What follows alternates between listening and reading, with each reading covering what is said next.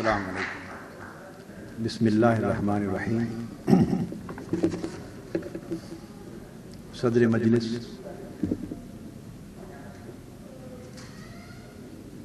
محترم فاروق لغاری صاحب، میزبان مجلس محترم ارشاد احمد حقانی صاحب، معزز خواتین و حضرات، میں بغیر کسی تمہید کے براہ راست آج کے موضوع پر چند ضروری نکات آپ کے گوش گزار کرنا چاہتا ہوں۔ جب ہم یہ سوچتے ہیں، اور موضوع جیسے بعض مقررین نے پہلے کہا کہ انتہائی سنجیدہ ہے اور اس پر غور و خوض بھی بڑے سنجیدہ ماحول میں ہونا چاہیے۔ موضوع یہ ہے کہ پاکستان میں جمہوری ادارے مستحکم کیوں نہیں ہو سکتے۔ اس پر گفتگو کرتے ہوئے چند اجزاء، چند عناصر، چند پہلو ضروری ہوں گے، اور وقت کے اختصار کے پیش نظر میں تھوڑا تھوڑا ذکر ہر ایک کا اور ان کے درمیان باہمی ربط بیان کرتا جاؤں گا۔ جمہوری اداروں کا مستحکم ہونا یا مستحکم نہ ہو سکنا، اس کا انحصار بنیادی طور پہ جمہوریت کے استحکام پر ہے، اور جمہوریت کا استحکام سوسائٹی میں اس وقت تک نہیں ہو سکتا جب تک اس بات کا تعین نہ ہو کہ جمہوریت ہے کیا۔ ہم میں سے ہر شخص، ہر جماعت اپنے اپنے جماعتی مفاد یا اپنی ذاتی ترجیحات کے مطابق جمہوریت کے معنی اور مفہوم کو متعین کرتا رہتا ہے۔ بین الاقوامی سطح پر اس سبجیکٹ پر جو کچھ لکھا جا رہا ہے، جو کہا جا رہا ہے، اور جو global developments socio political fields میں ہو رہی ہیں اور اس تھاٹ میں، اس کے پیش نظر اس بات میں کوئی دوسری رائے کی گنجائش نہیں کہ جمہوریت حقیقت میں ایک بیہیویئر ہے، جمہوریت ایک کلچر ہے، اور اس بیہیویئر اور کلچر سے جنم لینے والا ایک سسٹم ہے۔ انتخابات کا ہونا، انتخابات کی مختلف شکلیں، ڈائریکٹ اور انڈائریکٹ، بلدیاتی انتخابات سے لے کر قومی انتخابات کے یہ سارے مرحلے، یہ اس کی موڈیلٹیز ہیں۔ اس بنیادی جمہوریت کو فروغ دینے کی مختلف جزوی شکلیں، یہ اٹ سیلف جمہوریت نہیں ہے۔ جمہوریت ایک ایسا بیہیویئر ہے جس میں لوگ ایک دوسرے کے ساتھ شیئرنگ سیکھتے ہیں، اختلاف رائے کو برداشت کیا جاتا ہے، جس میں انڈیپینڈنس ہوتی ہے، لبرٹی ہوتی ہے، برداشت کا معاشرہ ہوتا ہے۔ اگر اس بیہیویئر کو، طرز عمل کو، اس وے آف تھنکنگ کو، اس کلچر کو ہم فروغ نہیں دیں گے، جو کہ 55 سال میں نہیں دیا گیا، تو کبھی بھی جمہوریت بطور سسٹم ہمارے ملک میں، ہماری سوسائٹی میں رائج نہیں ہوگی۔ اور جب جمہوریت کا رواج نہیں ہوگا، جمہوری اداروں کے مستحکم ہونے کا کبھی سوال پیدا نہیں ہو سکتا۔ ہمیں اس سلسلے میں دو قسموں کے اقدامات کرنے ہوں گے، ایک شارٹ ٹرم، ایک لانگ ٹرم۔ شارٹ ٹرم اقدامات کا ذکر بعد میں آ رہا ہے، جو پیورلی پولیٹیکل اور کانسٹیٹیوشنل ہے، مگر میں ایک لانگ ٹرم اقدام کا، چونکہ یہ مسئلہ آج کا نہیں، 55 سال سے ہے، اور صرف اس سال کا نہیں، آئندہ طویل زندگی کا اور آنے والے سال ہر سال کے لیے ہمیں ایک اقدام تو آئندہ نسلوں کے لیے کرنا ہے، اور ایک اقدام آج کے وقت کے لیے کرنا ہے۔ نسلوں کے لیے ہمیں نظام تعلیم و تربیت کو بنیادی طور پہ تبدیل کرنا ہوگا۔ ہمارا نظام تعلیم و تربیت مکمل طور پہ اینٹی ڈیموکریٹک، اس میں جمہوریت نام کی کوئی شے نہیں۔ دو ادارے ہیں جہاں بچہ جنم لیتا ہے، جہاں بچہ تربیت پاتا ہے، ایک فیملی ہے، گھر ہے، ایک اس کا اسکول۔ دونوں اداروں میں جمہوریت نہیں ہے سوسائٹی میں۔ اس کے نتیجے میں بچے کو جو ماں باپ سے غیر معمولی شفقت اور پیار ملتا ہے، بچہ اوور پوزیسو ہو جاتا ہے۔ بچہ اپنے بہن بھائیوں کے درمیان بھی شیئرنگ گوارا نہیں کرتا۔ جب سکول میں جاتا ہے بچہ تو وہاں اساتذہ کا جو رویہ ہے اس میں ڈیفرنس آف اوپینین کی اس کو اجازت نہیں دی جاتی، اس میں اس کی لبرٹی، آزادی چھین لی جاتی، جمہوریت سلب ہو جاتی ہے۔ گھر کے نظام تربیت میں اس کو جمہوریت نہیں سکھائی جاتی۔ اگر دو فیملیز کے بچے آپس میں لڑ پڑیں تو فیملیز بچوں کے لیے لڑنا شروع کر دیتی، ایک فٹ بال پر، ایک کھلونے پر بچے کو اوور پوزیسونیس سکھائی جاتی ہے کہ یہ کھلونا اس کا ہے اور اس میں کسی اور کا حصہ نہیں۔ جب بچپن سے ایک ذہن تیار ہوتا ہے کہ یہ چیز میری ہے اور اس میں کسی اور کا حصہ نہیں ہے، تو گویا اس کی شخصیت کی نشو و نما اس سوچ کے ساتھ ہوئی ہے کہ وہ کسی کو شیئر نہیں کرنے دے گا اور اوور پوزیسو ہوگا۔ جب وہ شخصیت اپنی شباب پہ پہنچتی ہے تو وہ ڈکٹیٹرشپ بن جاتی ہے، اس میں ڈیموکریٹک ویلیوز کا کلیتاً نام و نشان نہیں رہتا۔ اسکول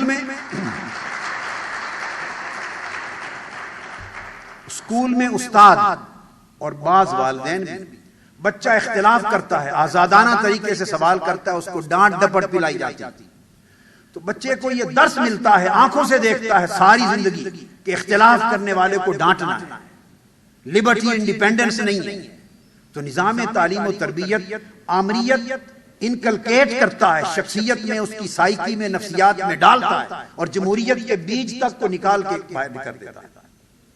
نتیجہ اس کا یہ ہوتا ہے کہ اوورآل پوری کی پوری سوسائٹی اس نظام کے تحت آگے چل رہی ہے اور ڈیولپ کر رہی ہے۔ میں نے عرض کیا کہ لانگ ٹرم علاج کے طور پر ہمیں اپنے طرز فکر میں اور طرز عمل میں تبدیلی لانے کے لیے آج ہی سے اپنے نظام تعلیم و تربیت کو آج سے بدلنا ہوگا۔ پوری مغربی اور جمہوری دنیا میں بچوں کو ایسی اس انداز کا نصاب دیا جاتا ہے کہ جس کے اندر ان کے اندر جو پوٹینشیلٹیز ہیں، جو صلاحیتیں ہیں، جو لبرٹیز ہیں، جو انیشیٹیوز ہیں، ان کو ڈیولپ کرنے کے لیے تعلیم اور تربیت ایک مہمیز کا کام دیتا ہے۔ تو شخصیت بچوں کی روز اول سے اختلاف کرنا، اختلاف کو برداشت کرنا، آزادی رائے، شیئرنگ، دوسرے کو حصہ دینا اور لینا، اس کے ساتھ جب افراد معاشرے کے تیار ہوتے ہیں تو پھر اسمبلیوں میں پہنچ کر کسی عامر کو اس قسم کے طرز عمل کو ختم کرنے کے لیے لیجسلیشن کی ضرورت نہیں پڑتی۔ اسمبلی میں بیٹھنے والا ہر شخص طبعاً اپنی سوچ کے اعتبار سے جمہوری ہوتا ہے۔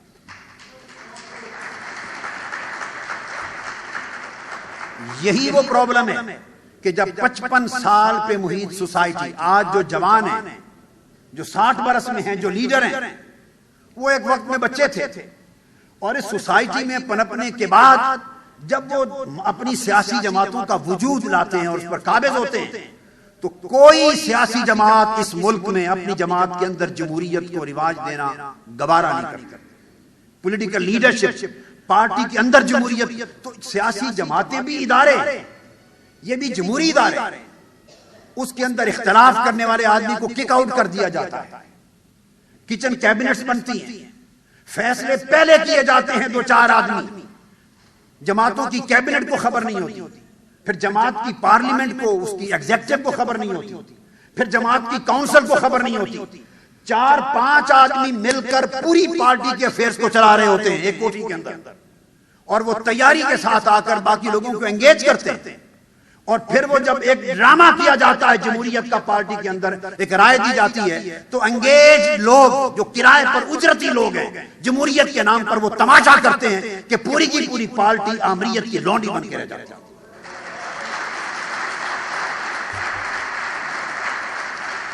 میں ایک بنیادی سبب کیوں مستحکم کیوں نہیں ہوئے، اس کا ایک بنیادی سبب تو یہ قرار دیتا ہوں کہ جن لوگوں کی ہماری ذمہ داری ہے، جو سیاسی کارکن ہیں، جو اپنے آپ کو پولیٹیکل اینیملز کہتے ہیں، جو پولیٹیکل لیڈرشپ چلاتی ہے، وہ بات درست ہے شہید احسن مظفر صاحب نے کی کہ فوج اس کی تو تربیت ہی نہیں ہے جمہوریت کی، وہ تو سنگل کمانڈ کی سوچ کی پیداوار ہے.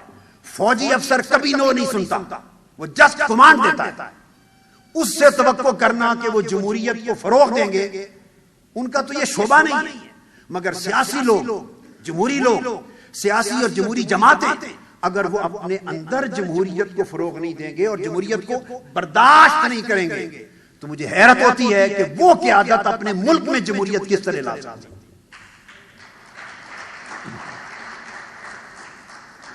اور پھر اس کو آگے ڈیولپ کرنے کے لیے ایک بات ہوئی فیوڈلزم کی، غالباً قصوری صاحب نے کی ابھی شاید، یا ایس ایم مظفر صاحب نے.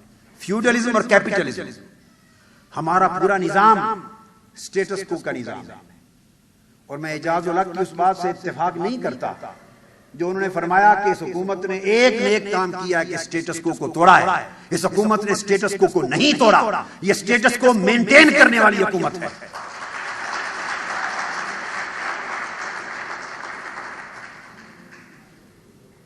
اب سوال یہ پیدا ہوتا ہے کہ فیوڈلزم جس سوسائٹی میں ہوگی ایک جاگیردار، پورا نظام جب پورے کے پورے جاگیردارانہ نمائندگی کے تحفظ کر رہا ہے.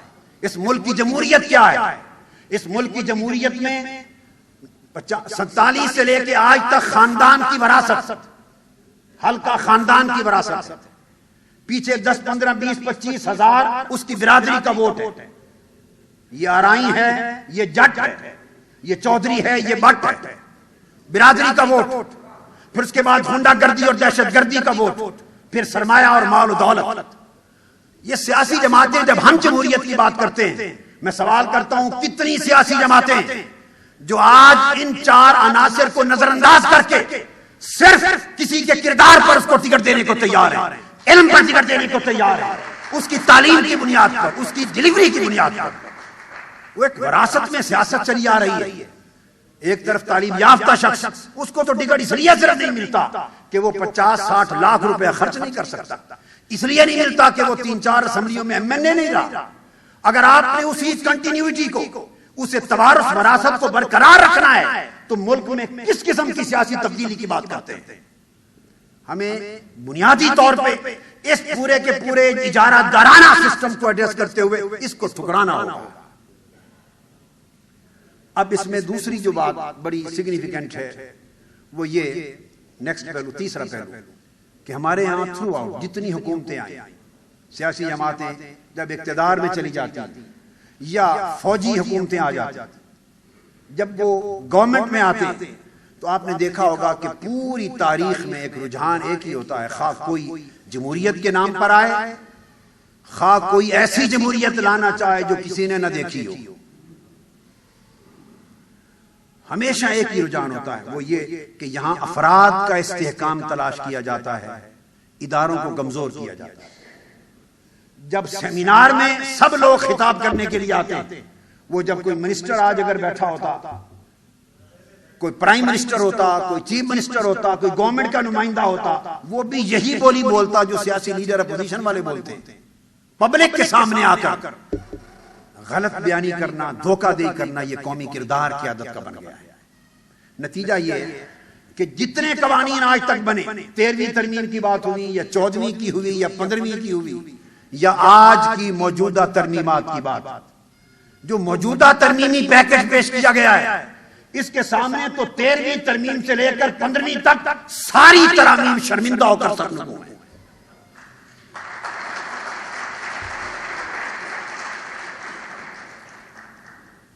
یہ تمام ترامیم اگر آپ پوری تاریخ کا جائزہ لیں، ہر حکمران کی ایک ہوس ہوتی، وہ یہ کہ رولر مضبوط ہو، فرد طاقتور ہو، اداروں کو مستحکم کرنے کی کوشش کبھی نہیں کی گئی. اب جتنی ڈیولپمنٹس، ترمیمات آج آ رہی ہیں جس کے اوپر پورے ملک نے شور مچایا، ہم نے حمایت کو، سپورٹ کو ودرا کر لیا ہے، اس لیے کہ ہم نے سپورٹ کیا تھا ریفارمز کے ایجنڈے پر، حالات کو ریفارم کرنے پر سپورٹ کیا تھا، ڈیفارم کرنے کے لیے سپورٹ نہیں کیا تھا. اور آپ ڈیفارم کر رہے ہیں، حلیہ بگاڑ رہے ہیں، آئین کا، جمہوریت کا، نظام کا، اسمبلی کا، پارلیمنٹ کا۔ آپ ارشاد احمد حقانی صاحب آج یہ پوچھ رہے ہیں کہ ادارے مستحکم کیوں نہیں ہو سکے؟ ان انتخابات کے نتیجے میں وجود میں آنے والے ادارے مستحکم تو کیا آنا، وہ اداروں کا وجود ہی سرے سے ختم ہو کے رہ جائے گا، کٹ پتلی وجود ہوگا۔ جس پارلیمنٹ کے اوپر، اس پارلیمنٹ کو ڈیزالو کرنے کا اختیار صدر کے پاس، گورنمنٹ ڈسمس کرنے کا اختیار صدر کے پاس، وزیر اعظم ڈسمس کرنے کا اختیار صدر کے پاس، ان تمام اختیارات کو ہاتھ میں سمیٹنے کے بعد پھر پارلیمنٹ کے اوپر ایک چھوٹی منی پارلیمنٹ، نیشنل سیکورٹی کونسل، اس پر بھی صدر محترم خود براجمان اور یہ فرمائیں کہ سیکورٹی کونسل بھی مجھے تجویز دے سکتی ہے، پابند نہیں کر سکتی۔ اس کے بعد تو پارلیمنٹ نہیں رہے گی، آپ کس کو مستحکم کرنے کی بات کرتے ہیں؟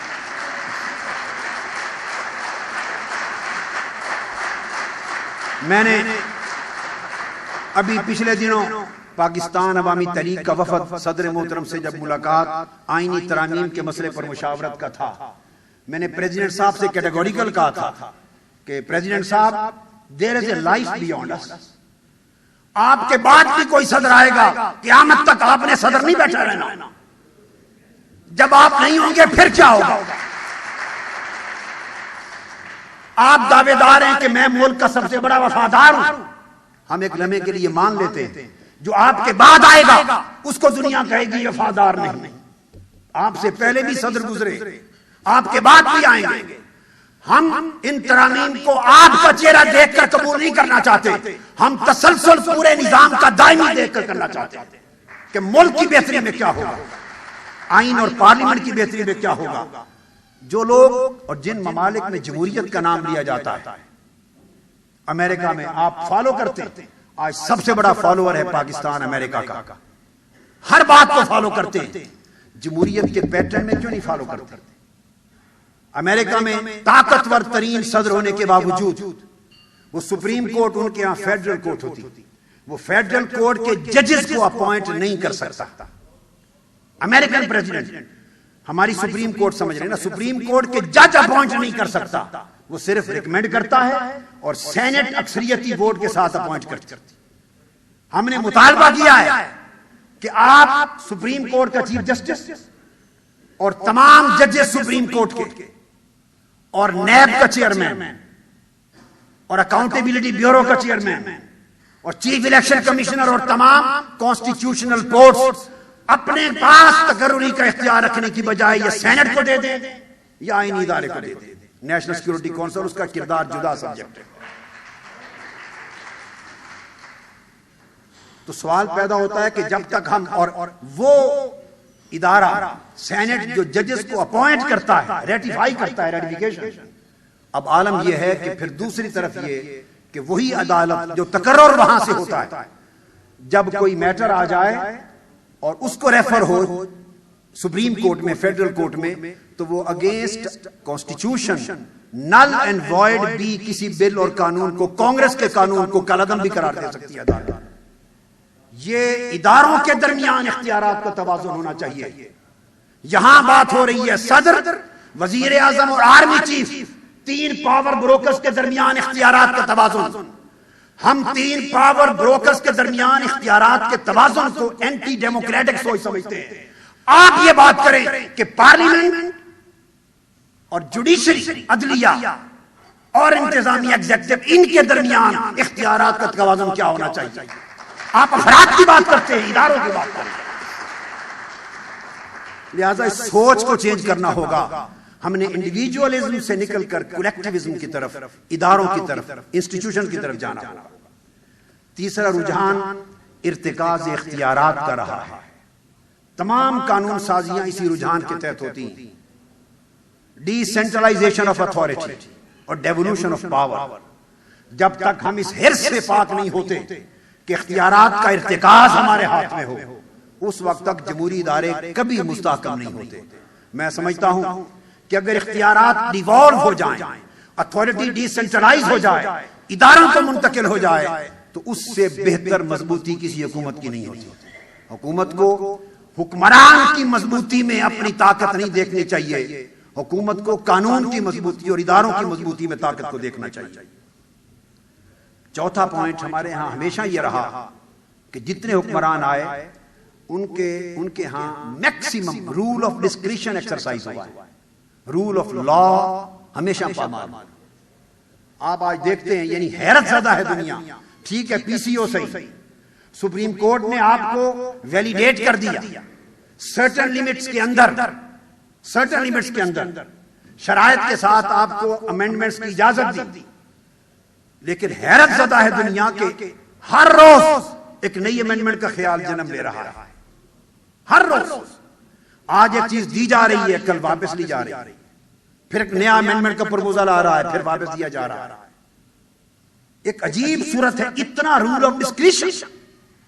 اگر فیصلے پولیٹیکلی موٹیویٹڈ ہوں گے، سیاسی مقاصد، عزائم اور سیاسی ڈیزائن کو سامنے رکھ کر اگر آئین بنایا جائے گا تو پھر وہ آنے والے وقتوں میں آئین پھر ٹوٹے گا، وہ پارلیمنٹ پھر ٹوٹے گی۔ اس سوچ سے بحران ختم نہیں ہوں گے، بلکہ نئے بحرانوں کی بنیاد رکھی جائے گی۔ اس کے بعد اگلی بات، ہمیشہ حکومتیں، اور جب خاص طور پہ جب ملٹری رول آتا ہے یا سیاسی حکومتیں، ان کی کوشش ہوتی ہے کہ وہ الیکشن کے قریب آنے وقت تک ملک میں کیوس رکھتی اور لوگوں کو کلیئر کٹ فیصلہ کرنے کا موقع فراہم نہیں کرتی، اور کیوس کے پردے کے پیچھے ایک مینوورنگ، انجینئرنگ، ایک پری پول ریگنگ، ایک دھاندلی کا عمل مکمل کیا جاتا ہے۔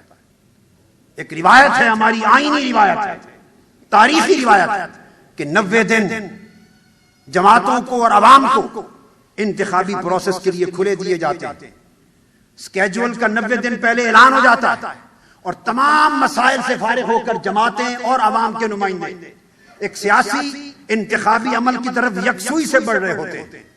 آج صرف 2 مہینے باقی رہ گئے، وہ قوانین، پولیٹیکل پارٹیز ایکٹ، وہ انتخابی قوانین جو 1 سال یا 8 مہینے پہلے آ جانے چاہیے تھے، اور جماعتوں کو اس انتخابات وغیرہ کے پروسیس سے گزارا جانا چاہیے تھا، تاکہ ان تمام تقاضوں کو پورا کرنے کے بعد سیاسی جماعتیں، عوام، مختلف لوگ ایک یکسوئی کے ساتھ، کلیئرٹی کے ساتھ اپنی سمت پر بڑھتے اور لوگوں کے سامنے ایجنڈا پیش کر رہے ہوتے، اور قوم کو نئی قیادت کے انتخاب کا کھلا موقع مہیا کر دیا جاتا۔ بجائے اس عمل کے آج 60 دن باقی ہیں، پوری قوم پر مکمل طور پہ کیوس طاری ہے، ایک ابہام ہے، ایک التباس ہے، تضادات ہیں۔ کسی جماعت سے پوچھئے، اسے کچھ خبر نہیں کہ فیوچر پالیسی کیا ہے۔ اتنے متضاد سگنل چھوڑے جا رہے ہیں، اتنے مختلف نمائندے متعین کر کے ہر ایک سے باتیں ہو رہی ہیں، اس کو بھی انوالو رکھا ہوا ہے، میں نے کہا تھا صدر محترم، یہ جو متضاد سگنل چھوڑ کے آپ ہر ایک کو مبتلا کرتے ہیں، مبتلا، یہ تو دشمن ملک کے ساتھ فوجی پالیسی ہوتی ہے، تاکہ اسے یہ پتہ نہ چلے کہ کس محاذ سے اثر حملہ ہوگا، آپ قوم کے ساتھ کیا کرنا چاہتے ہیں۔ میں ان سے کہتا ہوں، اس 14.5 کروڑ قوم نے کیا قصور کیا آپ کا؟ یہ وہی قوم ہے جس نے 12 اکتوبر کو مٹھائیاں بانٹی تھی، جس نے آپ کی آمد کو اس لیے ویلکم نہیں کیا تھا کہ فوجی حکومت آئی ہے، اس لیے ویلکم کیا تھا کہ احتساب ہوگا، neat and clean political culture آئے گا، ایک ستھری جمہوریت آئے گی، ایک ریڈیکل چینجز آئیں گی، ایک نیا نظام آئے گا، اور مختلف قسم کی کرپٹ قیادتوں سے قوم کو نجات ملے گی۔ ویلکم کیا تھا، اس قوم کو اس ویلکم کا صلہ یہ مل رہا ہے کہ کسی کو آج تک یہ پتہ نہیں کہ الیکشن ہونے بھی ہے یا نہیں، یہ شاباش ملی ہے اس کو۔ اتنا التباس، یہ ریزن بنتا ہے کہ جب مکمل کیوس رکھ کر آپ کسی کو پراپر پریپریشن کا ٹائم نہیں دیتے، عوام کے ساتھ انٹریکشن کا ٹائم نہیں دیتے، میسج کمیونیکیٹ نہیں کرنے دیتے، جماعتوں کو کھلے بندوں گراس روٹ لیول پر کام نہیں کرنے دیتے، سیاسی سرگرمیاں آج تک بند ہیں، اور جب پوچھا جاتا ہے کہتے ہیں لا اینڈ آرڈر کی سچویشن کریٹ نہیں کرنے دیتے۔ لا اینڈ آرڈر کی سچویشن آج تک کسی انتخابات کے 90 دنوں میں کریٹ نہیں ہوئی تھی۔ یہ صرف اس لیے بند ہیں تاکہ عوام سے سیاسی جماعتوں کا رابطہ نہ رہے، اور ایک پردہ ڈال کر اس کے پیچھے انتظامیہ کو ملوث کر کے انتخابات کے دن کو شفاف بنانے کے لیے مکمل دھاندلی پہلے مکمل کر لی جائے۔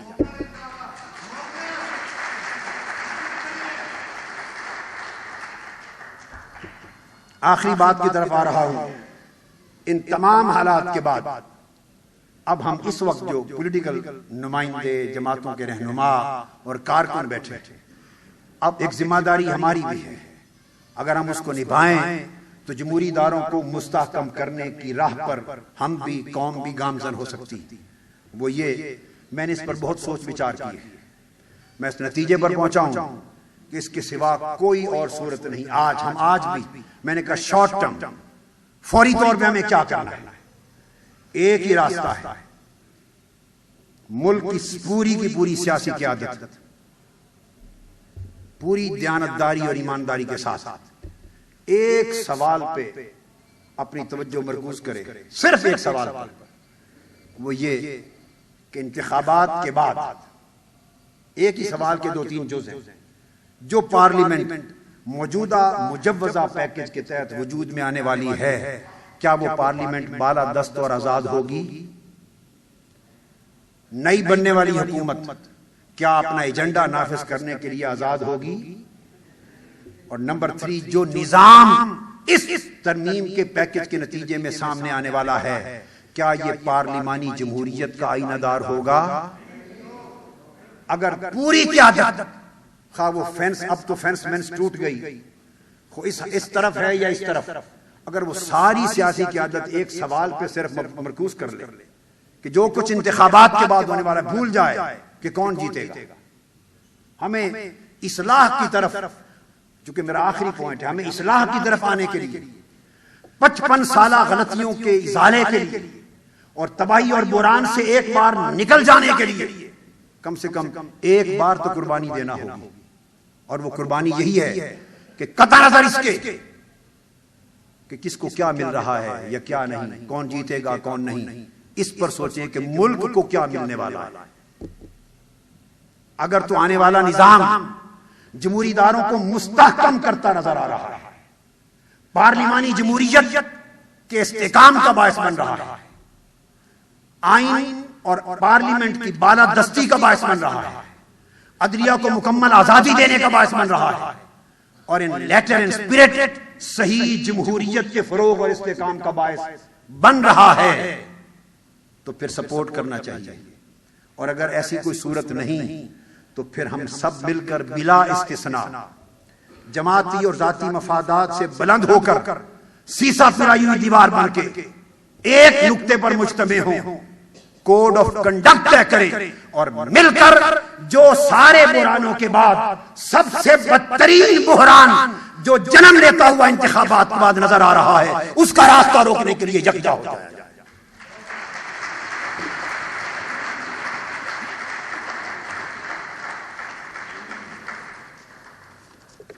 اور یہ ہمیں خود کرنا ہوگا. یہ جو ڈپلومیٹس آتے ہیں اور ملتے ہیں، امریکنز آتے ہیں، ویسٹرنرز آتے ہیں، ایک بات پہ ہمیں کوئی مغالطہ نہیں رہنا چاہیے. ان سے بات چیت کریں، افہام و تفہیم ہے، میسج کو کمیونیکیٹ کرنا ہے. یہ ایک پولیٹیکل ڈیموکریٹک ڈپلومیٹک پروسیس ہے. مگر ایک بات کبھی نہ بھولیے، وہ یہ کہ امریکہ یا مغربی سامراج کبھی بھی پوری کی پوری اسلامی دنیا میں 2 چیزیں گوارا نہیں کرتا. ایک اسلامی دنیا کے کسی ملک میں سٹیبلٹی گوارا نہیں کرتا کہ وہاں استحکام آ جائے. ایک حقیقی جمہوریت گوارا نہیں کرتا کہ اس کو سمجھ میں جائے.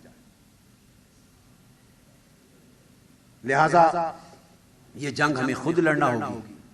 اور اگر سیاسی اور جمہوری قیادت سپلٹ ہوگی، اس ایک نقطے پر سپلٹ ہوگی، تو یہ جنگ ہار جائیں گے.